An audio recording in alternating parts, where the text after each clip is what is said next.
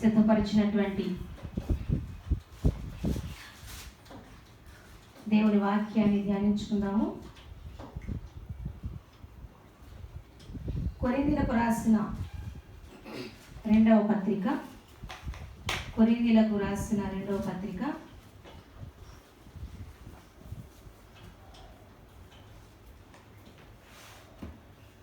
12వ అధ్యాయము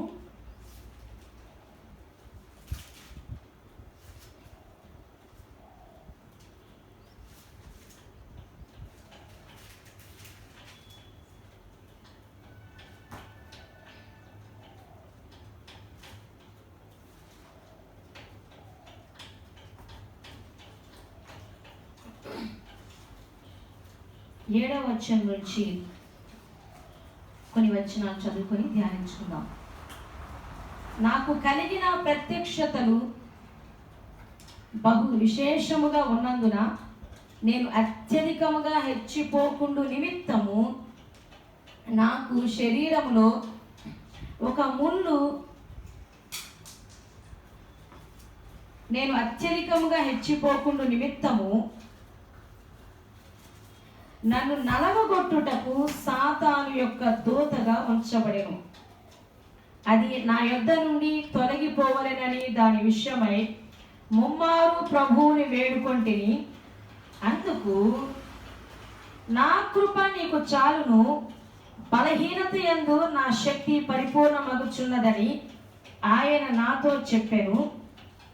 కాగా క్రీస్తు శక్తి నా మీద నిలిచియుండు నిమిత్తము విశేషముగా నా బలహీనతల యందే బహు సంతోషముగా అతిశయపడుదును. నేనెప్పుడు బలహీనుడనో అప్పుడే బలవంతుడను గనుక క్రీస్తు నిమిత్తము నాకు కలిగిన బలహీనతలలోను, నిందలలోను, ఇబ్బందులలోను, హింసలలోను, ఉపద్రవములలోను నేను సంతోషించుచున్నాను. ఆమేన్. ప్రార్థన చేసుకొని దేవుని వాక్యాన్ని ధ్యానించుకుందాము. పరిశుద్ధాత్మ సహాయం కొరకు వేడుకుందాము. ప్రియులారా, కొన్ని నిమిషాలు దేవదేవునికి ప్రార్థన చేద్దాం. మహాకరుడా, పరిశుద్ధుడా, ప్రేమ కలిగిన నా తండ్రి, ఈ పరిశుద్ధమైన బంగారు పాదాలకు వందనాలు, స్తోత్రాలు చెల్లిస్తున్నామయ్యా. మరొక విశ్రాంతి దినాన్ని మా జీవితంలోనికి అనుగ్రహించినందుకు ప్రభువా మీకు కృతజ్ఞతలు చెల్లించుచున్నాం. మీ అమూల్యమైన మాటలు వినటానికి మాకు ఇచ్చినటువంటి మీ సన్నిధి భాగ్యాన్ని బట్టి నేను స్తుతిస్తూ ఉన్నాను.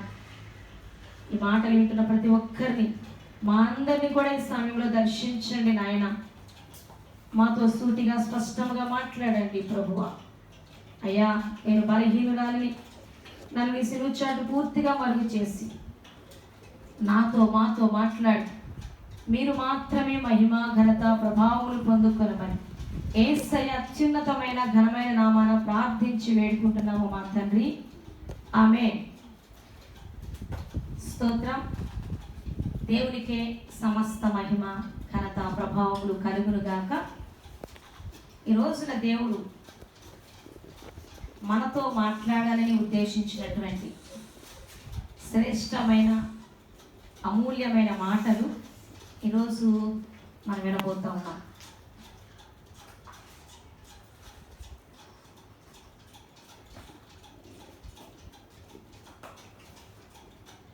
ఇక్కడ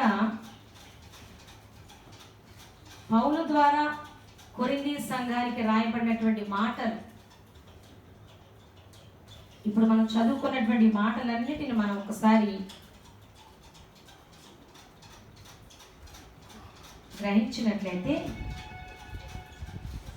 ఈ మాటలన్నింటిలో ఒక్క మాటకు చాలా చాలా ప్రాధాన్యత ఉన్నదని మనకు అర్థమవుతూ ఉంటుంది. ఆ మాట ఏమిటి అనంటే, పౌలు దేవునికి తనలో ఉన్న ఒక సమస్య గురించి ప్రార్థన చేసినప్పుడు దేవుడు అతనితో స్వయంగా మాట్లాడిన మాట, ఆ మాటనే ఈ రోజున మనం ధ్యానం చేసుకోబోతున్నాం. ఏమిటి ఆ మాట అనంటే, ముమ్మారు ప్రభువును వేడుకొంటిని, అందుకు నా కృప నీకు చాలును, నా కృప నీకు చాలును. హల్లెలూయా. పౌలుతో దేవుడు మాట్లాడిన అతి శ్రేష్టమైన, అమూల్యమైన, శక్తివంతమైన మాట ఏమిటి అనంటే, పౌలు నా కృప నీకు చాలును, నా కృప నీకు చాలును. ఆ ఒక్క మాటతో పౌలు తనలో ఉన్నటువంటి సమస్యలు మర్చిపోవటానికి దోహదపడింది. ఆ ఒకే ఒక్క మాటతో పౌలు మరింత బలము తెచ్చుకొని దేవుణ్ణి స్తుతిస్తూ శక్తివంతంగా దేవుని పరిచర్య చేయడానికి అవకాశము కల్పించింది ఆ ఒక్క శ్రేష్టమైన పదము, నా కృప నీకు చాలును. ఈరోజు దేవుడు ఆయన కృప గురించి మనతో మాట్లాడాలని ఇష్టపడతా ఉన్నారు ప్రియులారా. అయితే నా కృప నీకు చాలు, ఇంకా ఏమీ అవసరం లేదు, అన్నిటికంటే మించినది నా కృప మాత్రమేనని దేవుడు స్పష్టంగా పౌలుతో మాట్లాడారు. ఆ మాటను పట్టుకొని తన జీవితాంతము పరిచర్యలో వెనక్కి తిరగకుండా, మరలా ఆ సమస్యలను, బలహీనతలను తలుచుకోకుండా పరిచర్య చేయగలిగాడు అని అంటే ఆయన కృప ఎటువంటిదో పౌలుకు బాగా తెలుసు. ఈ రోజున ఈ మాటలు వింటున్నటువంటి నీకు నాకు కూడా ఆయన కృప యొక్క ప్రాధాన్యత, ప్రాముఖ్యత, విలువ ఏమిటో మనకు కూడా తెలియచేయాలని, మనము కూడా గ్రహించుకోవాలని పరిశుద్ధాత్మ దేవుడు ఈ రోజున ఆశపడతా ఉన్నాడు. తండ్రి అయిన దేవుడు ఆశపడతా ఉన్నారు. మన ప్రియ ప్రభు అయినటువంటి యేసుక్రీస్తు ప్రభు వారు ఆశపడతా ఉన్నారు దేవుని ప్రియులారా. అయితే దేవుని యొక్క కృప ఎటువంటిది, అసలు కృప అంటే ఏమిటి అని కనుక మనం ఆలోచన చేస్తే, కృప అంటే సంపూర్ణమైనటువంటి అర్థము యేసుక్రీస్తు ప్రభువారే. కృప అంటే యేసయ్య, యేసయ్య అంటే కృప. అందుకనే ప్రార్థన కూడిక ముగించబడిన తర్వాత దైవ సేవకులు బ్లెస్సింగ్స్ ఇస్తే ఈ మాట అంటారు, తండ్రి యొక్క ప్రేమయు తన ప్రియ కుమారుడైన యేసుక్రీస్తు ప్రభువారి కృపయు పరిశుద్ధాత్మ సన్నిధి సహవాసము సమాధానము అని దైవ దీవెనలు ఇస్తుంటారు కదా. కాబట్టి కృప అనంటే యేసుక్రీస్తు ప్రభువారే, యేసయ్య అనంటే కృప కృప కృప. ఈ రోజున యేసుక్రీస్తు ప్రభువారిని కలిగి ఉండటమే దేవుని యొక్క కృపను కలిగి ఉండటం. యేసుక్రీస్తు ప్రభువారిని మన హృదయంలోనికి స్వీకరించడమే యేసయ్య కృపలోనికి మనం అడిగి పెట్టడం, యేసయ్య కృపకు మనము పాత్రులముగా మార్చబడడం. అయితే కృప అంటే ఏమిటి అని ఇంకాస్త లోతుగా మనం ధ్యానించుకోవడానికి ఇష్టపడితే, కృప అనంటే అర్హత లేని చోట అర్హతలు కల్పించుట, అర్హత లేని వ్యక్తికి అర్హతలు కల్పించుట, అర్హత లేనటువంటి విషయాలన్నింటికి అర్హతలు కల్పించుట. అంటే ఇప్పుడు మనము దేవుని బిడ్డలముగా ఈ సత్యం మనందరికీ తెలిసినదే, మరొకసారి జ్ఞాపకం చేస్తాను. మనము పూర్వము పాపులము, దేవునికి దూరస్తులముగా ఉన్నాము. యేసుక్రీస్తు ప్రభువారిని మనము కలిగి ఉండక మునుపు, రక్షణలోనికి రాక మునుపు, ఆయన ఆత్మను కలిగి ఉండక మునుపు మనము పాపులముగా, దేవునికి దూరస్తులముగా నరకాగ్నికి చేరువవుతూ ఉన్నాము. అయితే పాపి నరకానికి మాత్రమే వెళ్ళాలి. అవిధేయులు, దుష్టులు, దుర్మార్గులు, భక్తిహీనులందరూ, దేవునికి దూరస్తులుగా ఉన్నటువంటి వారందరూ యేసుక్రీస్తును తమ సొంత రక్షకుడిగా అంగీకరించని వారు ఎక్కడికి వెళ్ళాల్సిందని జీవగ్రంథంలో రాయబడింది? నరకాగ్నికి, నిత్య నరకాగ్నికి, యుగ యుగాలు కాలిపోయేటువంటి ఆ నరకాగ్నికి. అయితే తండ్రి అయిన దేవునికి తన చేతులారా సృజించుకున్నటువంటి మనుష్యులు ఉగ్రతకు వెళ్ళకూడదు, ఉగ్రత పాలు కాకూడదు, నరకంలో పడకూడదు అని తండ్రి అయిన దేవుడు మనుషులమైన మనల్ని ప్రేమించుచున్నాడు గనుక ఆ ఉగ్రత నుంచి తప్పించడానికి, నరకాగ్ని నుంచి తప్పించడానికి తన ప్రియ కుమారుడైనటువంటి, అద్వితీయ కుమారుడైనటువంటి యేసుక్రీస్తు ప్రభువారిని ఈ భూలోకానికి యేసుక్రీస్తుగా, నరావతారునిగా, మానవునిగా పంపించడం జరిగింది. ఎందుకు అనంటే ఆయన ద్వారా పాపులముగా, దేవునికి దూరస్తులముగా ఉన్న మనందరము దేవునికి మరలా దగ్గరయ్యేటువంటి పరిస్థితిని కల్పించబడుతుంది. ఇంకా చెప్పాలంటే యేసుక్రీస్తు ప్రభువారి యొక్క ప్రాణ త్యాగాన్ని బట్టి, ఆ పరిశుద్ధుడైన రక్తము చిందించబడుట ద్వారా గతంలో అప్పటి వరకు పాపులముగా, దేవునికి దూరస్తులముగా ఉన్నటువంటి మనందరము కూడా ఆయన రక్తంలో కడగబడుట ద్వారా మరలా దేవునికి, పరలోకానికి సమీపముగా, ఏకముగా, ఐక్యతలోనికి వస్తామని దేవుడు ఆశించి తన ప్రియకుమారుణ్ణి ఈ భూమి మీదకి పంపి ప్రాణత్యాగము చేసేటట్టుగా సంకల్పించడం జరిగింది. ప్రియ దేవుని బిడ్డలారా, దేవుని యొక్క సంకల్పము భూమి మీద ఉన్నటువంటి ప్రతి మానవుడు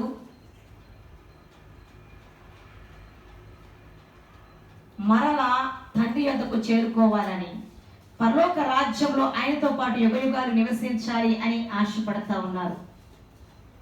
కాబట్టి యేసుక్రీస్తు ప్రభువారి శిలువ మరణము ద్వారా, శిలువ త్యాగము ద్వారా, ఆయన పరిశుద్ధ రక్తము చిందించబడుట ద్వారా, ఆయన రక్తంలో కడుగబడిన వారందరికీ కూడా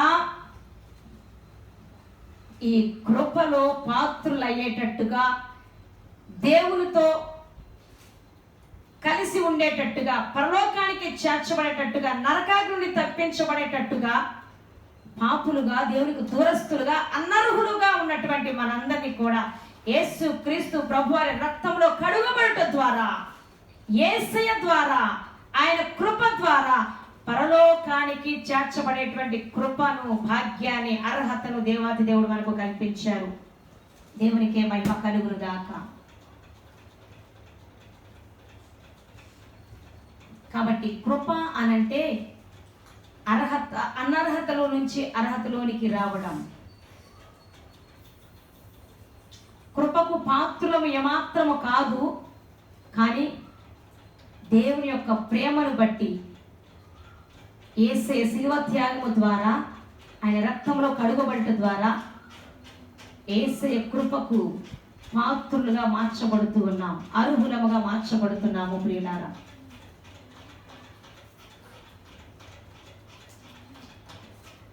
అందుకనే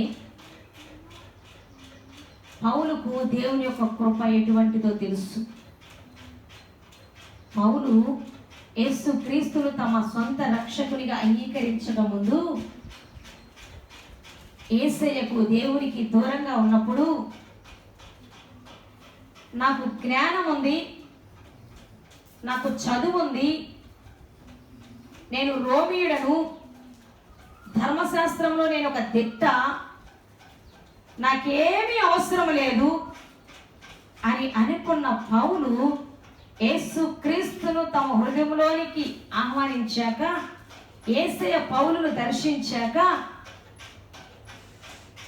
గతంలో వేటేటినైతే ఎక్కువగా ప్రేమించాడో, ఎక్కువగా ప్రాధాన్యత ఇచ్చాడో, వాటన్నింటినీ పెంటతో సమానంగా ఎంచుకొని యేసయ్య యొక్క కృప ఉంటే చాలు, యేసయ్య నాకు తోడుగా ఉంటే చాలు, పరలోకానికి నేను వెళ్ళగలిగే కృపను దేవుడు నాకు ఇచ్చాడు చాలు అని దేవుణ్ణి బట్టి, దేవుడిచ్చిన పరిచర్యను బట్టి, యేసయ్యను బట్టి, ఆయన కృపను బట్టి ఆయన ఎల్లప్పుడూ కూడా అతిశయిస్తూ సంతోషిస్తూనే జీవించాడు. ప్రియ దేవుని బిడ్డలారా,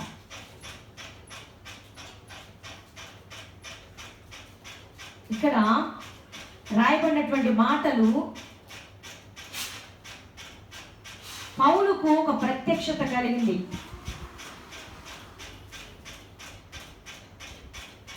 ఆ ప్రత్యక్షతలోనే దేవుడు మాట్లాడారు, పౌలు నీకు నా కృప చాలు, ఇక నీవేమి ఆలోచించాల్సిన అవసరం లేదు అని పౌలుతో మాట్లాడాడు. ఎందుకు ఆ పరిస్థితి కలిగింది, ఎప్పుడు పౌలుతో దేవుడు మాట్లాడాడు అని ఆ వాక్యాలన్నీ మనం ధ్యానం చేసినట్లయితే పౌలు మాట్లాడుతున్నాడు, నాకు కలిగిన ప్రత్యక్షతలు బహు విశేషముగా ఉన్నందున నేను అత్యధికముగా హెచ్చిపోకుండా నిమిత్తము నాకు శరీరంలో ఒక ముళ్ళు, నేను అత్యధికంగా హెచ్చిపోకుండా నిమిత్తము నన్ను నలగగొట్టుటకు సాతాను యొక్క దూతగా ఉంచబడెను. పౌలు దేవుని ఆత్మ చేత అభిషేకించబడి పరిచర్యను ఆరంభించిన దగ్గర నుంచి దేవుడు అతనికి అంతకుముందు అపోస్తులకు ఎవ్వరికీ లేనటువంటి గొప్ప ప్రత్యక్షతలను అనుగ్రహించారు. అనేకమైన పరిశుద్ధాత్మ వరాలను దేవుడే అతనికి అనుగ్రహించాడు. అయితే అన్ని దైవ ప్రత్యక్షతలు, అన్ని వరాలు, అంత దైవ జ్ఞానము, మర్మయుక్తమైన జ్ఞానము కలిగి ఉన్న పౌలు ఎక్కడైనా అతిశయిస్తాడేమోనని దేవుడే స్వయంగా తన ప్రియ సేవకుడైన పౌలు శరీరములో ఒక ముళ్ళును అనుమతించాడు. అది సాతాను దూతగా ఉండేటందుకు దేవుడే అనుమతించాడు. ఆ ముళ్ళు అనంటే అనేక మంది దైవ సేవకులు భిన్నాభిప్రాయాలు తెలియజేస్తూ ఉంటారు. ఏది ఏమైనప్పటికీ ఆ ముళ్ళు ఏమిటి, ఆ సాతాను దూతగా పౌలు శరీరంలో ఉన్న ముళ్ళు ఏమిటి అనంటే ఒక బలహీనత, శరీర సంబంధమైన బలహీనత. అది ఒక అనారోగ్య సమస్యకు సాదృశ్యం కావచ్చు. అయితే ఆయన పరిచయం చేస్తూ ఉన్నప్పుడు, విస్తారముగా అనేక సంఘాలను కడుతూ ఉన్నప్పుడు ఆయన శరీరంలో ఉన్నటువంటి ఆ బలహీనత, ఆ సమస్య, ఆ అనారోగ్యము అతన్ని బాధిస్తూ ఉంటుంది. పరిచర్యకు ఆటంకంగా ఉండేటట్టుగా అనిపిస్తూ ఉంది పౌలుకు. అయితే పౌలు ద్వారా అప్పటికే దేవుడు అనేకమైన స్వస్థతలు, అద్భుత కార్యాలు జరిగిస్తా ఉన్నారు. అయితే తన శరీరంలో ఉన్నటువంటి బలహీనత మాత్రం దేవుడు తొలగించడం లేదు. అది అతనికి ఎంతో బాధగా అనిపిస్తుంది. అలాగే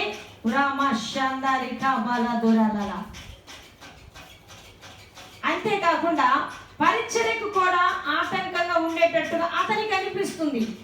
అయ్యో, ఈ ముళ్ళు నాలో లేకపోతే, ఈ బలహీనత నాలో లేకపోతే ఇంకా శక్తివంతంగా నేను పరిచర్య చేతులు కదా అని తన మనసులో ఆలోచించుకుంటూ బాధపడుతూ దేవుని సన్నిధిలోకి వెళ్ళి 3 సార్లు ప్రార్థన చేశాడంట. ఏమని? ప్రభువా, నా ద్వారా నీవు ఎన్నో స్వస్థత కార్యాలు చేస్తున్నావు కదా, నా ద్వారా ఎన్నో అద్భుతాలు, సూచక క్రియలు చేస్తున్నావు కదా, నా ద్వారా ఎంతో పరిచర్య జరిగించుచున్నావు కదా. అయితే నాలో ఉన్న బలహీనత నీకు తెలుసు, నాలో ఉన్న అనారోగ్యం నీకు తెలుసు, నాలో ఉన్న సమస్య నీకు తెలుసు.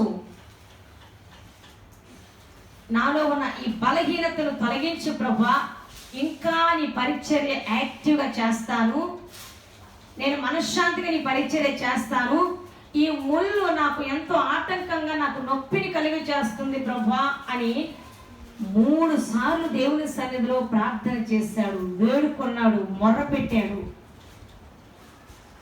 అయితే 3 సార్లు ప్రార్థన చేసినా కానీ దేవుడు పౌలును స్వస్థపరచలేదు, స్వస్థపరుస్తాను అని కూడా వాగ్దానం చేయలేదు. కానీ ఆ 3 సార్లు చేసినటువంటి తన ప్రార్థనకు మాత్రం ఒక జవాబు ఇచ్చాడు. తను కోరుకున్నది చేయలేదు కానీ దానికి మించినటువంటి దేవుడు కోరుకొని మరీ ఇచ్చాడు. ఏమిటి అదంటే, దేవుడే తన కృపను అధికముగా పౌలుకు అనుగ్రహించాడు. పౌలు, నీలో ఉన్న బలహీనతను నేను స్వస్థపరచను, తొలగించను, కానీ ఏ బలహీనత అయితే నిన్ను బాధిస్తుందో, అది ఆటంకము, ముళ్ళు అని అనుకుంటున్నావో, ఏ సాతానుడు దీని ద్వారా శోధిస్తున్నాడని బాధపడుతున్నావో, ఆ బాధనే కాదు, నీకు ఎదురవుతున్నటువంటి ప్రతి తుఫాను, ప్రతి ఎదురు దెబ్బలు, ప్రతి ఆటంకాలు, ప్రతి విధమైనటువంటి సాతానుకు సంబంధించిన చిక్కుముడులన్నిటినీ విడిపించేటట్టుగా, వాటిని ఎదిరించేటట్టుగా, వాటిని జయించేటట్టుగా సరిపడినంత నా కృపనే నీకు అనుగ్రహించుచున్నాను, నా కృప నీకు చాలు, నీలో ఉన్న బలహీనత, నీకు ఎదురవుతున్నటువంటి ప్రతి దానిని కూడా ఎదిరించడానికి, జయించడానికి అని స్పష్టంగా, సూటిగా పౌలుతో దేవుడు మాట్లాడి ఉన్నారు. ప్రియులారా, దేవుని యొక్క కృప యొక్క విలువ పౌలుకు తెలుసు. ఎందుకంటే దేవుని యొక్క కృప లేనిదే ఎన్ని ఉన్నా శూన్యము, వ్యర్థమే. ఎన్ని ఆస్తిపాస్తులున్నా, ఎంత శ్రీమంతులైనా, ఎంత పలుకుబడి ఉన్నా, పేరు ప్రతిష్టలు ఉన్నా, ఎంత చదువులు చదివినా, ఎన్ని డిగ్రీలు చదివినా, ఎంతగా గిన్నీస్ బుక్లోకి ఎక్కాలని దాని కొరకు ఆరాటపడినా, ఈ భూ సంబంధమైన ఆశీర్వాదాలన్నీ కలిగి ఉన్నా, దేవుని యొక్క కృప మాత్రము లేకపోతే, దేవుని కృపలో పాత్రులుగా ఉండకపోతే, దేవుని కృపకు అర్హులుగా లేకపోతే, అవన్నీ కూడా జీరోతో సమానము, వ్యర్థం, వ్యర్థం, వ్యర్థం. అయితే కొన్నిసార్లు దేవుని బిడలముగా మన చుట్టూ కూడా శూన్యంగా అనిపించి, మన జీవితము మన కళ్ళ ఎదుట శూన్యంగా అనిపించినను, దేవుని యొక్క కృప నీ మీద ఉంటే, దేవుడు తన కృపను నీకు అనుగ్రహించి ఉంటే, దేవుడు నా కృప నీకు చాలు అని నీతో కనుక వాగ్దానం చేసి ఉంటే, ఆ దైవ కృపను బట్టి, ఆ దైవ కృపలో పాత్రునిగా ఎంచబడినందున నీవు ధన్యుడవు, ధన్యురాలవు అని ఈ రోజున గ్రహించాల్సినదిగా దేవుని సేవకురాలుగా మీకు మనవి చేస్తున్నాను. ప్రియ దేవుని సంఘమా,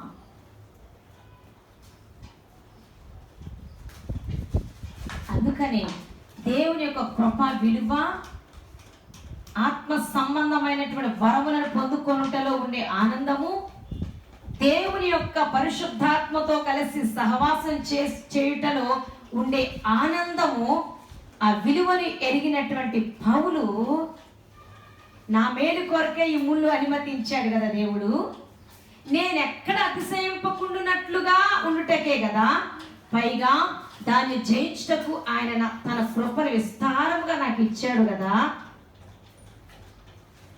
నాకు ఇది చాలు అని పౌలు కూడా మాట్లాడి ఉన్నారు.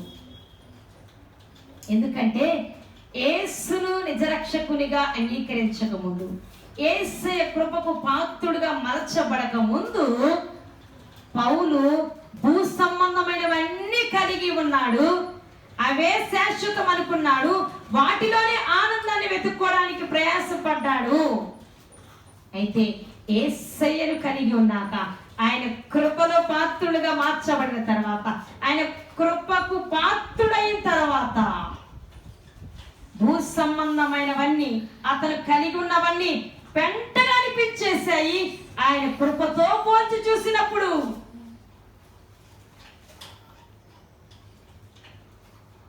అందుకనే చాలా సందర్భాలలో ఆయన భక్తులు, ఆయన కృపను అనుభవించుచున్నటువంటి భక్తులు ఎటువంటి పరిస్థితుల్లో కూడా భయపడలేదు, జడియలేదు, దిగులు పడనే లేదు. తుఫానులలో, వేదనలో, శోధనలలో, అవమానాలలో, నిందలలో, వారికి ఎదురవుతున్న ఆటంకాలలో, వాటన్నింటిలో కూడా దేవుని కృపను జ్ఞాపకము చేసుకుంటూ వారి జీవితాన్ని ముందుకు కొనసాగించారు ధైర్యంగా. ఇక్కడ దేవుడు పౌలుతో మాట్లాడిన తర్వాత పౌలు మాట్లాడుతున్న మాటలు మనం చదువుకొని ధ్యానించుకుంటే, ఈ రోజున బలహీనతలో, సమస్యలో, వేదనలో, శోధనలో నీ జీవితమే నీకు శూన్యంగా అనిపిస్తూ ఉన్నప్పుడు, నీ చుట్టూ శూన్యంగా అనిపిస్తూ ఉన్నప్పుడు, ఇదిగో పౌలు మాట్లాడిన ఈ మాటలు నిన్ను కూడా ఈ రోజు ధైర్యపరచబోతున్నాయి. నా ప్రియ సహోదరి, సహోదరుడా, ప్రియ సంఘమా.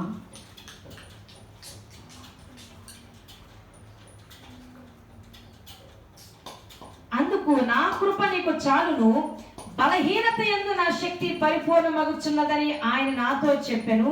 కాగా క్రీస్తు శక్తి నా మీద నిలిచియుండు నిమిత్తము విశేషముగా నా బలహీనతల యందే బహు సంతోషముగా అతిశయపడుదును. నేనెప్పుడు బలహీనుడను, అప్పుడే బలవంతుడను గనుక క్రీస్తు నిమిత్తము నాకు కలిగిన బలహీనతలలోను, నిందలలోను, ఇబ్బందులలోను, హింసలలోను, ఉపద్రవములలోను నేను సంతోషించుచున్నాను. ఆమేన్. పౌలు దేని బట్టి సంతోషిస్తున్నాడు? అతనికి ఎదురైన నిందలలో, ఇబ్బందులలో, హింసలలో, ఉపద్రవాలలో, తనలో ఉన్నటువంటి బలహీనతలలో ఎందుకు అంతగా సంతోషిస్తున్నాడు? దేవుడు తనతో చెప్పిన మాటను బట్టి, నా కృప నీకు చాలు అన్న మాటను బట్టి, దేవుని యొక్క కృపను బట్టి వాటన్నింటిలో పౌలు సంతోషంగా జీవించాడు. ప్రియ దేవుని బిడ్డలారా, ఇంకా అంటున్నాడు, నాకు ఈ బలహీనత ఉండడాన్ని బట్టి దేవుని యొక్క కృప నా మీద ఇంకా అధికంగా ఉంటుంది. ఆయన కృప నా మీద అధికంగా ఉంటుంది అని అంటే ఆయన ఆత్మశక్తి నా మీద బహు బలముగా ఉంటుంది.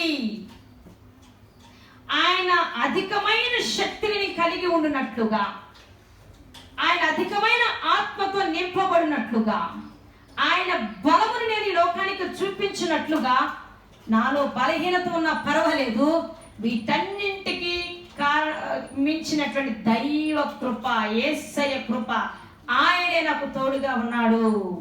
కాబట్టి నేను ఎప్పుడు బలవంతుడనో అప్పుడే బలవంతుడనని ఈ లోక మనుషులలాగా, దేవుని ఎరుగని ప్రజలలాగా చెప్పటం లేదు. నాకు ధనం ఉన్నది కదా నేను బలవంతుడను, నాకు పేరు ప్రతిష్టలు ఉన్నాయి కదా నేను బలవంతుడను, నా చుట్టూ బంధువర్గం ఉన్నది కదా నేను బలవంతుడను అని చెప్పటం లేదు పౌలు ఇక్కడ. నేను ఎప్పుడు బలహీనుడనో అప్పుడు బలవంతుడను. ఎందుకంటే దేవుని బిడ్డలు ఎప్పుడైతే శారీరకంగా, మానసికంగా, ఆధ్యాత్మికంగా అలసిపోయిన స్థితిలో ఉంటారో, దేవుడు వారిని నడిపించుచున్న మార్గములు ఎప్పుడైతే అలసిపోయిన స్థితిలో ఉంటారో, ఆ సమయంలో దేవుని యొక్క కృప విస్తారముగా, అధికముగా వారి మీద దేవుడు కుమ్మరించడం జరుగుతుంది. ప్రియ దేవుని బిడ్డలారా, నేనెప్పుడు బలహీనుడనో అప్పుడే బలవంతుడను. ఎందుకంటే ఆయన కృప, ఆయన శక్తి అధికముగా నా మీద ఉన్నది. ఆయన నా పక్షముగా ఉన్నాడు, ఆయన నాకు తోడుగా ఉండి నడిపించుచున్నాడు గనక నేను ఆయన కృపను బట్టి, కృపను అనుగ్రహించిన నా దేవుణ్ణి బట్టి మాత్రమే అతిశయించుచున్నాను. అంతేకాదు ఆయన నాకు అనుగ్రహించినటువంటి బలహీనతలని బట్టి కూడా అతిశయించుచున్నాను అని పౌలు ధైర్యంగా మాట్లాడుతున్నాడు. బలహీనతలలో కూడా దేవుని యొక్క శక్తిని అనుభవించచ్చు సంతోషిస్తూ ఉన్నాడంట పౌలు. ప్రియ దేవుని బిడ్డలారా, బైబిల్లో రాయబడినటువంటి మాటలు, దేవుడు తన కృపను గురించి మాట్లాడిన మాటలు. పర్వతములు తొలగిపోయినను, మెట్టలు తత్తరిల్లినను, నా కృప నిన్ను వీడిపోదు.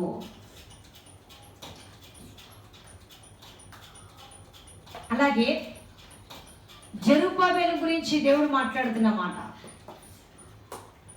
ఓ గొప్ప పర్వతమా, జెరుబ్బాబెలును ఎదుర్కొనుటకు నీవు ఏ పాటి దానవు, నీవు అతని ఎదుట చదును భూమిగా మార్చబడదుగాక అని పలికినప్పుడు కృప కలుగునుగాక, కృప కలుగునుగాక ఆమేనని దీవిస్తా ఉన్నారంట. అందుకే మన నోట్లో నుంచి ఎప్పుడు కూడా దేవుని యొక్క కృపను మనం స్మరిస్తూనే ఉండాలి, మన నోటితో ఉచ్చరిస్తూనే ఉండాలి. మనకు దేవుడు ఇచ్చినటువంటి పిల్లలను, మన కుటుంబాన్ని, నీవు నీ భర్తతో, నీ భార్యతో, నీ పిల్లలతో, నీకు దేవుడు అనుగ్రహించినటువంటి స్నేహితులతో నీవు దేవుని కృప విలువ తెలిసిన వ్యక్తివైతే వారిని ఈ విధంగా దీవించాలి. కృప కలుగును గాక, కృప కలుగును గాక, కృప కలుగును గాక అని దీవిస్తూనే ఉండాలి. అలాగే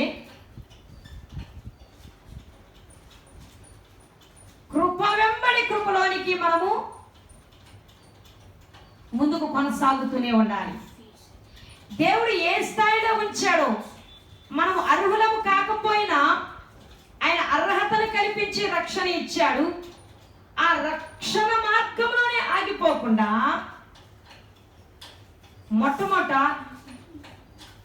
నామకార్థపు క్రైస్తవునిగా కాకుండా యేసయ్య కృపలోనికి నువ్వు అడిగి పెట్టాలంటే, ఆయన కృపకు పాత్రుడుగా మార్చబడాలంటే యేసయ్యను నిజరక్షకునిగా అంగీకరిస్తే, ఆయన కాచిన పరిశుద్ధ రక్తము చేత నువ్వు కడుగబడితే, బాప్తిస్మ అనుభవం పొందితే, రక్షణ పొందితే, నీవు యేసయ్య కృపకు పాత్రురాలవు. ఆయన కృపలో నిన్ను ప్రవేశపెడుతున్నాడు. పరలోకానికి చేర్చబడేటందుకు ముందుగా నీ పేరు జీవ గ్రంథంలో రాయబడుతుంది. అంతటితోనే ఆగిపోకుండా, ఆ దైవ కృపతోనే ఆగిపోకుండా, ఆ కృప వెంబడి కృపలోనికి నెక్స్ట్ ఇంకొక లెవెల్కి వెళ్ళాలి. పరిశుద్ధాత్మను పొందుకునే అనుభవంలోనికి రావాలి. పరిశుద్ధాత్మ చేత అభిషేకించబడిన అనుభవంలోకి రావాలి. పరిశుద్ధాత్మ వరములతో నింపబడేటువంటి అనుభవంలోనికి రావాలి. ఆ తరువాత, ఆ కృప తరువాత దేవుడు నీ కొరకు ఉద్దేశించినటువంటి ఉద్దేశములోనికి, ఆయన సంకల్పములోనికి, ఆయన పిలుపులోనికి రావాలి. అది వేరొక కృప. అట్టి రీతిగా దేవుడు నీకు, నాకు, మనకు అనుగ్రహించినటువంటి కృప, మనం ప్రస్తుతము ఏ కృపను అనుభవించుచున్నామో ఆ స్థాయిలోనే ఉండకుండా కృప వెంబడి కృపను పొందుకుంటూ ఉండాలి. మహిమలో నుండి అధిక మహిమను పొందుకుంటూ ఉండాలి. మహిమలో నుండి అధిక మహిమలోనికి మనము ముందుకు వెళుతూ ఉండాలి. అంటే లెవెల్స్ బై లెవెల్స్ వస్తూనే ఉండాలి. Next level, next level, next level. విశ్వాసంలో నుంచి అధికమైన విశ్వాసంలోనికి, అప్పుడు కృపలో నుండి మరొక అధికమైన కృపలోనికి. అట్టి రీతిగా మనము వివిధ దశలుగా ఉండేటువంటి కృప వెంబడి కృప, కృప వెంబడి కృప, కృప వెంబడి కృపలోనికి మనం ప్రయాణం చేస్తూ ఉన్నప్పుడు ఆ దైవ కృప మన మీద విస్తారంగా కుమ్మరించబడుతూ ఉన్నప్పుడు ఈ లోకంలో నీకు, నాకు ఏది కూడా ఎదురే లేదు.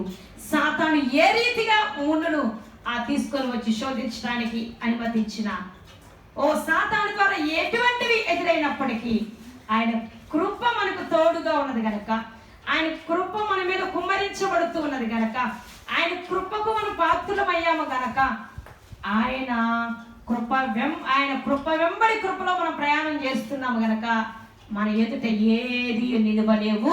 మన ఎదుట సమస్తము అడ్డు వచ్చిన, ఎటువంటి కొండలైనా, ఎటువంటి పెద్ద పెద్ద సమస్యలైనా, ఎట్టి రీతిగా సాతాను ప్రయాణం ఆటంకాలు కలుగు చేసిన, ప్రయత్నం చేసిన, అవన్నీ మన ఎదుట చదును భూమిగా మార్చబడిపోతాయి. నీకు ఎదురయ్యే ఆటంకాలు, హింసలు, నిందలు, అవమానాలు, ఉపద్రవాలు, నీలో ఉన్నటువంటి బలహీనతలన్నీ నీ ఎదుట చదును భూమిగా మార్చబడాలంటే, నీ ఎదుట మార్గములని సరళము చేయబడాలంటే నువ్వు యేసయ్య కృపకు పాత్రుడుగా కావాలి. యేసయ్యను నిజ రక్షకుడిగా అంగీకరించాలి. అంతేకాదు, యేసయ్య తన ఆత్మ ద్వారా నడిపించేటువంటి కృప వెంబడి కృపలో నువ్వు ముందుకు కొనసాగుతూ ఉన్నప్పుడు గొప్ప గొప్ప కార్యాలు జరుగుతాయి. ఏ స్థితిలో కూడా కదల్చబడవు. ఎందుకంటే అన్నింటికీ మించిన, ఈ లోకంలో ఉన్న అన్నిటికీ మించినటువంటి శక్తివంతమైనటువంటి ఆ భాగ్యము యేసయ్య యొక్క కృపను పొందుకోవటం, యేసయ్య యొక్క కృపకు పాత్రులుగా కావటము అని ఈ రోజున గమనించాల్సిందిగా దేవుని పేరట బ్రతిమలాడుతున్నాను ప్రియ దేవుని బిడ్డలారా. అయితే ఈ రోజున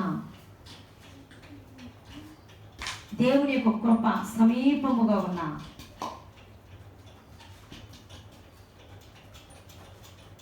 దేవుడు దర్శించుచున్నా కూడా కొంతమంది ఆయన కృపను, కొందరు తెలియక, కొందరు తెలిసి ఆయన కృపకు దూరం అయిపోతూ ఉన్నారు. ఆయన కృపను నిరాకరిస్తూ ఉన్నారు.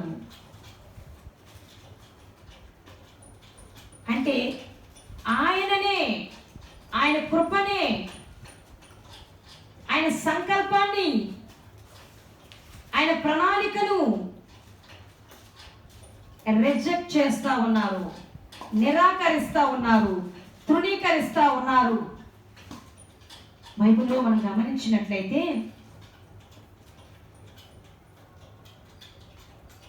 శాస్త్రులు, పరిసయ్యులు అని చెప్పబడేటువంటి వారు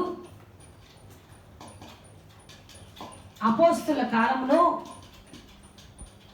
యేసు ప్రభువారు కూడా ఉన్నటువంటి ఆ సమయంలో శాస్త్రులు, పరిసయ్యులు అని చెప్పబడేటువంటి వేషధారులు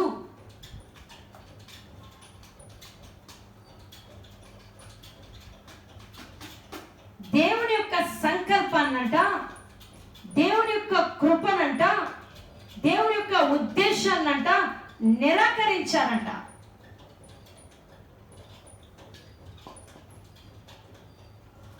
ఆ శాస్త్రులు, పరిసయ్యులు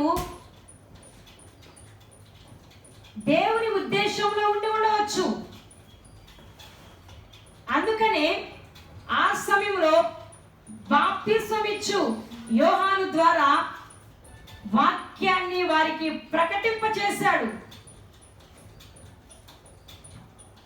బాప్తిస్మం పొందండి, మారు మనస్సు పొంది బాప్తిస్మం పొందండి, పరలోకానికి పాత్రులు కండి అని ఆ శాస్త్రులు, పరిసయ్యులు ఉన్నటువంటి ఆ సమయంలో దేవుడే తన సంకల్పాన్ని, తన ఉద్దేశాన్ని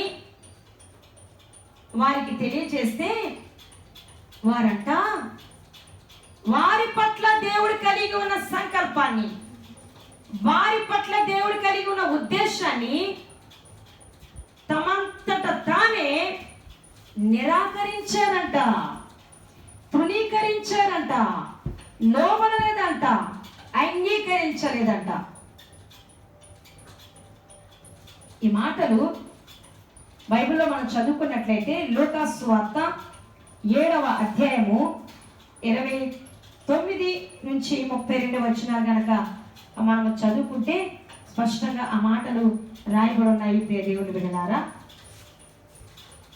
లూకా సువార్త 7వ అధ్యాయము 29 నుంచి 32 వచనాలు.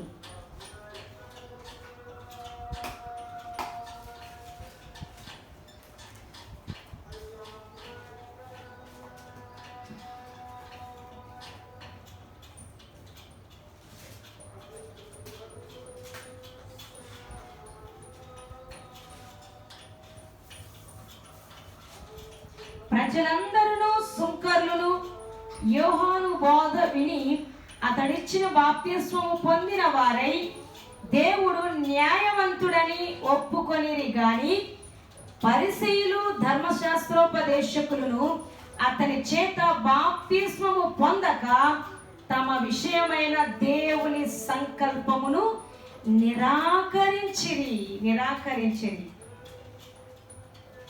చూసారా ఎంత స్పష్టంగా జీవగ్రంథంలో పరిశుద్ధాత్మ దేవుడు రాయించారో శాస్త్రులు, ఆనాటి శాస్త్రుల పరిశీలన గురించి. వారి దగ్గరికి దేవుని ఉద్దేశము పంపబడింది, దేవుని సంకల్పంలో ఉన్నారని తెలియపరచబడింది.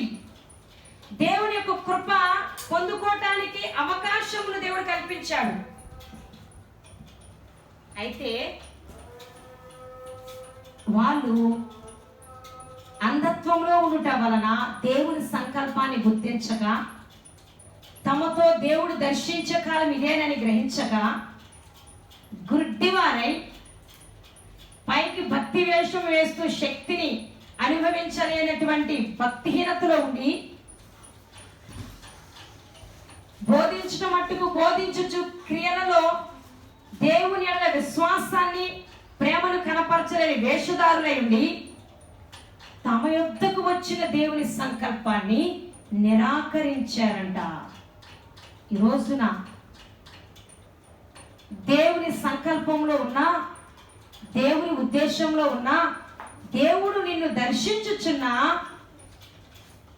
కొందరు దేవుడు దర్శించే సమయాన్ని కూడా గుర్తుపట్టలేని గుడ్డితనంలో ఉంటున్నారు. ఆయన సంకల్పంలో, ప్రణాళికలో నేనున్నాను అనేటువంటి సత్యాన్ని కూడా గ్రహించలేని అంధత్వంలో ఉంటూ కొన్నిసార్లు తెలిసి కొన్నిసార్లు తెలియక ఆయన సంకల్పంలో నుంచి వారే తమంతట తాము తొలగిపోతూ ఉన్నారు. వారే తమంతట తాము దేవుని యొక్క సంకల్పాన్ని నిరాకరిస్తూ ఉన్నారు, దేవుని ఆత్మను తృణీకరిస్తూ ఉన్నారని దేవుని వాక్యం ఇక్కడ స్పష్టంగా తెలియజేస్తుంది. ప్రియులారా,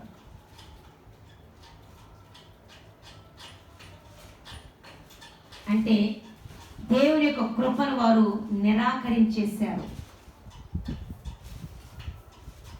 దేవుని యొక్క కృపను వారు నిరాకరించారు.